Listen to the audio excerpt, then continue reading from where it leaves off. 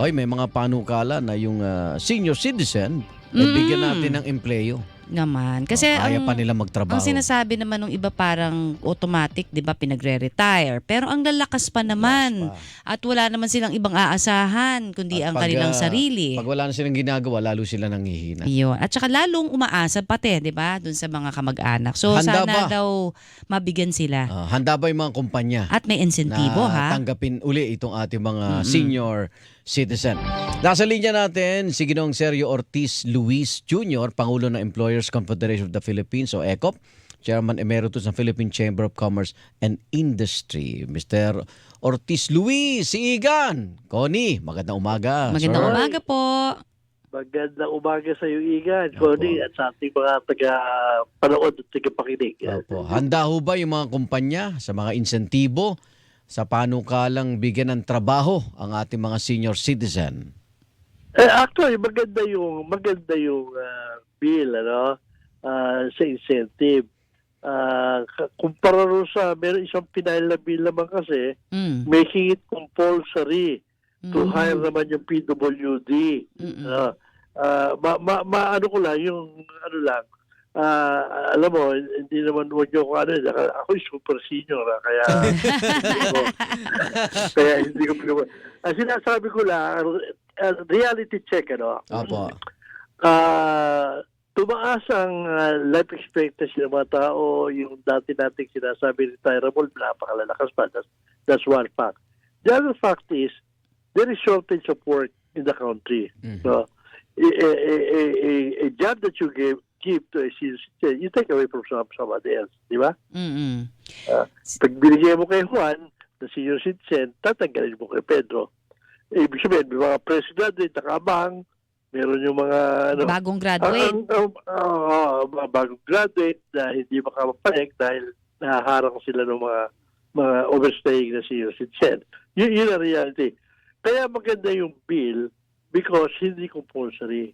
Binibigyan ng option yung kumpanya na meron naman kasi mga, lalo na sa mga kumpanya, meron mga tao sila na hindi nila kayang bitawan basta-basta kahit kaya gumagawa ng remedyo ma-retain. Yes, Kahit yes. gagawin nila consultant, Yes. So those are realities, So in short, bibigyan ng incentive, tama yon. Because ang pinoproblema nga lang overall sa economy, merong nawawala ng opportunity dahil kulang ang trabaho pa. Pagkahabang dumadami ang trabaho, okay lang sana yun pero nawawala ng opportunity yung iba dahil nahaharang na. Ang isa pa sinasabi nga nung iba, alam mo, yung mga super senior, karamihan dyan, pensyonado na. Yung mga senior, meron ng mga naipon yan. Pangatlo, yan inaalagaan na ng mga anak nila o ng pamilya nila. Unlike yung mga fresh graduates o yung mga iba na ala pa, hindi makakita. Yung talaga walang inaasa, umaasa pa rin sa pagkulang. So nahaharang yung chain. Yun lang naman ang pero kung hindi compulsory at bibigyan mo ng pagkakataon yung kumpanya at bibigyan mo ng insentibo, okay yun. Okay. Okay yun. Pero sa ating pong kultura, kasi sa mga ibang bansa, sa nakikita natin, sir, meron silang talagang, kumbaga program, 'di ba, ng gobyerno. Halimbawa, sa Japan, nagiging taxi driver. Paikot-ikot lang ho doon sa city, 'di ba? Nagda-drive sila. Tapos meron naman sa Australia, nakikita natin mga senior ang nagagabay doon sa kanilang airport queue. Yung mga line, 'di ba, sa paglinya po sa airport. Dito ho, ano ho possible kayang pwedeng magaan na trabaho na maibigay, pero kikita pa rin sila. Kahit daw, sabi nga nila, kahit contractual lang Actually, yung sinabi mong example sa Japan, sa Australia, nag-i-import ang workers yan, kulang sila. Ay, hindi, Tayo mga program po for their citizens. They can afford na magkaroon sila ng program kasi kulang sila ng workers. I see. Okay. Tayo, sobra. Okay. Inilalak lang. Pero marami rin trabaho naman po pwedeng gawin yung yung mga executives, sa senior executive, naging consultant sila. Yung mga technical na, halimbawa, even manufacturing, even gagawin mo rin consultant dahil sila yung malawak na experience eh. Yun naman mga talagang mga blue collar lang, po pwedeng igawa ng programa. Ang sinasabi ko nga lang, ang kaibahan doon sa Japan at sa Australia, gagawa tayo ng programa, siyempre bibigyan mo ng pagkakataon yung mahanap ng trabaho mga bata. Opo. Hindi itong mga pensyonado na, hindi itong mga ano. Yun ang sinasabi ko. Pero dun sa panukala po, kasi ang nababanggit yung mga executive ginagawang consultant. Paano po yung pero paano po yung mga ordinaryo? Yung mga sa planta, yung mga supervisor, na ayaw nilang bitawan, ginagawa rin ano yan. Ginagawa rin mga consultant. Paano po yung mga laborer, mga laborer, wala kang choice eh. Paano walang choice? Hindi na sila pwedeng matanggap uli. Oo, kasi sabi ko nga, all things being equal, kung kukuha ka ng mga manual labor, siyempre kukunin mo mas bata na. Di ba? Okay. Yung reality checks lang. No? At itong gobyerno naman, pag gumawa ng programa, igagawa mo ng programa yung unemployed. Hindi yung ano na, magre-retire na may pension na. Sa industriya ho ba natin talaga walang pwedeng maibigay na trabaho sa kanila? Nandun nga sila, nagtatrabaho nga sila. So yun ang trabaho nila. Ang problema nga lang, pag nag-retire, doon sa chain of command, depende sa kumpanya kung retain nila.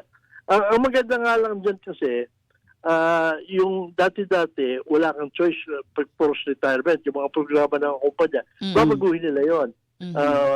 Kasi, hindi ka na pwedeng member ng SSS, hindi ka na pwedeng, yun ang nangyayari, kinukuha nila yung pension nila, hindi na sila member. Okay. Nangyayari, ang kumpanya ang sumasagot na kanina kung i-retain nila. Okay. Yung mga benefits from government. Okay. So in reality, dahil napag-uusapan po na lang natin naman ito, baka kung kahit i-incentivize pa ho yung mga kumpanyang tulad po ng mga under you, sa inyong organization, mas hindi pa rin ho kukuha ng senior kung ikukumpara ho doon sa mga fresh grads. Parang ganun ho ba? Actually, maganda yung incentive sa yung 25% na babawas mo sa doon. That is appealing enough, no? So, all things being equal, kukuha ka ng although parehong sweldo, may incentive to, baka i-retain mo siya. Okay. Kasi di ba, nababanggit nga ni Connie sa ibang bansa, nakikita ko mga senior na sa fast food, ganyan. Pero binabanggit nyo, kulang kasi yung labor nila doon. Unlike dito, So, pag ginawa naman natin yan... Kaya kahaga makakatrabaho, pagtatrabaho nila kaysa mag-import sila. Oo nga. So, dito naman, kailangan mabigyan ng opportunity yung mga fresh graduate. Oo, yung mga... huwag mong haharangin. Kasi pag hinarang mo, kapag nilahin ng senior citizen mo, hindi mo na napapansin. Sino pa? Saan pupunta yung mga yun? Kulang pa na trabaho. Teka, samantalin nga namin, magiging masaya ba Pasko natin? Ay, oo. Alam mo, nakatulong yung announcement na yung sa gobyerno na ni presidente na wag mga walang labis sa Christmas party and everything. Tama. Marami sa kumpanya narinig ko, yung gagastahin nila, ibibigay na lang nila sa taong additional. Uy, salamat. Dapat nga naman. Kasi sa ginagasta mo nga naman sa walang inom. Doon ba sa grupo nyo, 100% ba nagagawin yon? Hindi naman. Pero marami sa grupo namin, kung nagbibigay ng 15 month pay, gagawin na 60. Yung mga nagbibigay ng 16, baka bigyan nila 17. Maraming ganon. Okay. Kaya lang, wala kang magawa sa mga maliliit talaga. Marami rin isang kahit sa tuwa. 90% ng enterprises natin. Magandang balita na yun. Magandang balita na nakakatulong yung mga ganon. Kasi kung minsan nagkakaigitan dyan sa pagpaparty hinihingi pa ng mga empleyado dahil nakikita nila yung mga peers nila sa work, yung sa mga kumpanya, gano'n ang gusto nila, even sa mga kliyente nila, mga suppliers nila, hinihintay rin yung mga gano'n. So, ngayon, merong rason kung bakit iti-tame down mo itong mga ito. Ay, very good. Mare, samantalin ko lang sige, pasalamat kay Mr.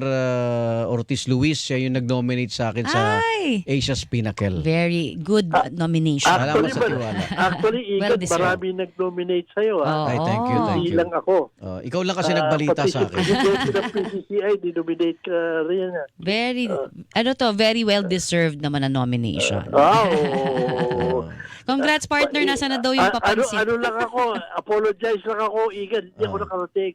Oo nga. Nasabi Hinahanap naman nga siguro kita sa'yo eh. kung bakit. Hindi. Hindi. I was at the other hotel naman. I was receiving an award. Wow, congratulations congratulations, naman. sir. Pareho pala. Oo, congrats. Sabay pala. oo. Ingat po kayo. Salamat sa oras Sige, ninyo. maraming Thank salamat. you, sir. Maraming salamat. Ingat Sige, po. sige. Mr. Sergio Ortiz Luis Jr. Yan. Siya po ang Pangulo ng Employers Confederation of the Philippines at saludo tayo sa ECOP dun sa